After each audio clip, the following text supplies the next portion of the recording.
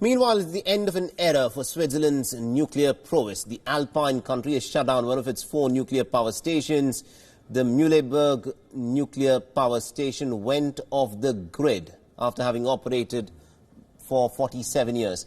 Now, this nuclear power station had 373 megawatt capacity and was, for the first time, kick-started back in the year 1972. It is said that the Mühleberg Nuclear Power Station has generated electricity to cover the energy consumption need of the Swiss capital for more than 100 years. Now, Switzerland's 4 nuclear power stations generated almost about 1/3 of the country's power needs, and the closure of the power station comes on the back of the horrendous 2011 nuclear accident in Fukushima in Japan, which had triggered safety concerns about the usage of nuclear power around the world. Moreover, the soaring upkeep costs also made the first ever decommissioning of a nuclear reactor in Switzerland that much more easier. The Mühleberg's operator, the state-controlled energy company BKW, decided in October 2013 to shut the plant, saying that the plans to invest in its long-term future were no longer viable. It can take as many as about 15 years till the site can be reused for other purposes. The shutdown of the plant officially began at about 12:30 p.m. or about 11:30 GMT and was telecast live on Swiss television.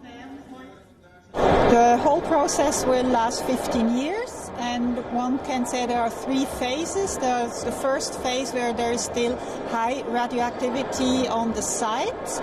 This lasts about 5 years, then another 7 years with low radioactivity, and then at the very end for the last 5 years it's just a conventional build back of a plant or of a building.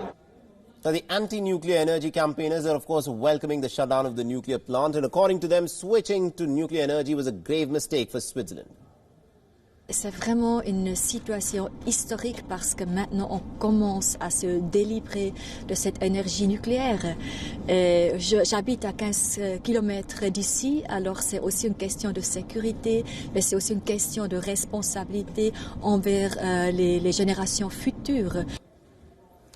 A referendum was carried out in 2017 which upheld the Swiss decision to quit nuclear power altogether. The Swiss government now plans to push forward sustainable energy by providing subsidies to develop solar, wind and hydroelectric power. Neighbouring Germany is also due to abandon nuclear power stations by the year 2022. Now, in a shocking incident, 2 massive cruise liners collided into each other while trying to dock at the port of Mexico's Caribbean resort of Cozumel, leaving the passengers horrified. At least 6 people are said to have been injured in this collision. Yep. He's going to hit us next. Now, the officials are still investigating as to what actually led to these 2 ships bumping into each other, resulting in injuries to 6 people. The stern of the Carnival Glory has been damaged, and the video on your screens, of course, shows the moment that the ships, in fact, came in contact with each other. That was shot from the upper deck of Carnival Glory. One of the ships is seen crashing onto the deck of the other one.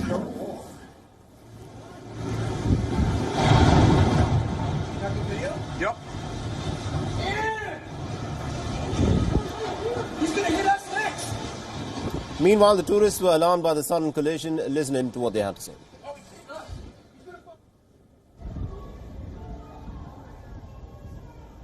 Well, about 8 o'clock this morning, we felt a rumble in the ship, and we didn't know what it was. Got up, finally seen the captain came on there, says we've got a little problem. We hit another boat, and we have a small hole. Didn't say nothing much to it. We get off the boat and assess the damage ourselves, and the whole side's taken out.